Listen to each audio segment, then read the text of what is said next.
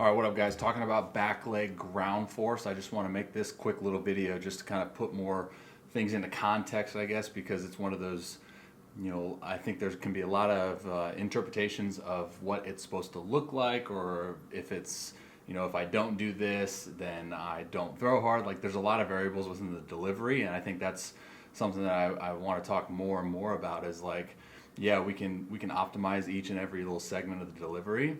But at the end of the day, just because you don't do one thing just like a guy that throws 100 miles an hour, it doesn't necessarily mean that you can't throw 100 miles an hour. So, just to break this down, I think this is a huge one of the biggest pieces to attaining extremely high power output within the delivery.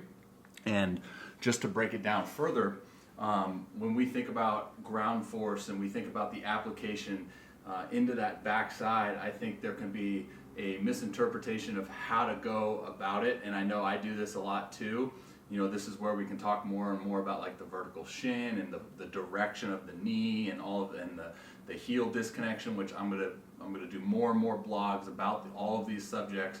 But for me to keep it as simple as possible today, the basis of what I want to talk about, and you'll see another video with when I further elaborate into it as well, is just applying as much force as we can, but at the same time like holding that force into the ground as gravity tells us, or essentially like the law of gravity demands us to go forward, right, and break that force. So for me, looking at it, the question is, okay, how long can I be forceful into the ground on the back side?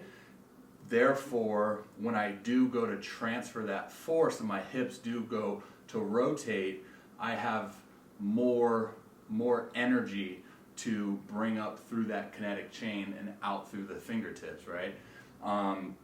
So something I look at as far as like an analogy, and I don't know if this part makes like a lot of sense, but I look at it in terms of when you have like the catapult, right? And it comes through and like picks up its thing and then goes to shoot.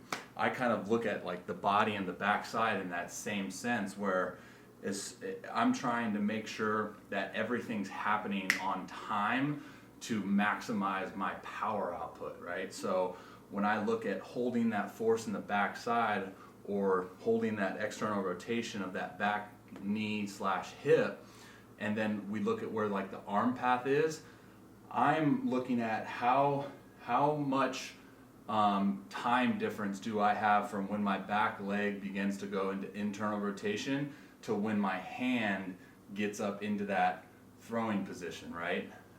In the video, which I actually talk about the drill, you'll see that I explain it one way and then I go to do it and there's just a little bit of disconnection. So when I talk about truly like optimizing and maximizing like your potential power output, like these are all of those little tiny things that we can look at to do, a better job of.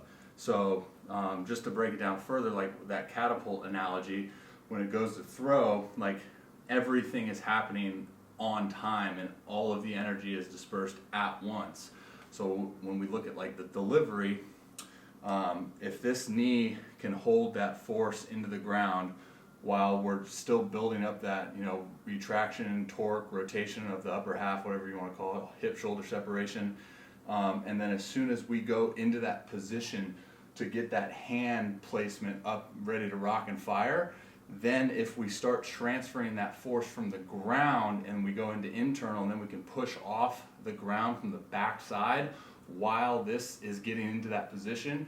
So therefore, when I go to touchdown with my front foot, I'm already in a really optimal position as I start to transfer that ground force, and then I start to open up that hip. So then my upper body rotation starts to go, and then the hand's in that optimal position where it doesn't lag behind, it doesn't drag, it's just right there, ready to go. So that's when we look at like guys, looking at a guy like Justin Verlander, for instance, Garrett Cole right now.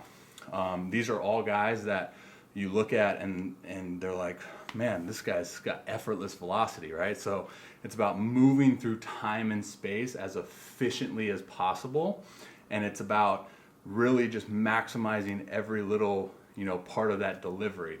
And I say that with a grain of salt because I know how complicated it can get as a pitcher when you're looking at like, okay, I got to do this, that, and this, and that, and this, and that, and this. It gets overwhelming, right? So I think the foundation, like I talk about a ton, is the athleticism, right? Because the athleticism allows us to, gives us the ability to make these adjustments, like that. We don't have to think, mechanical and robotic. So hopefully, what I was talking about here made a little bit more sense than what I'll talk about in the video below, because I know in the video below I originally planned to do a video on like the walk-in throws, but then it kind of led into me just talking about this. So as always, any questions, contact me.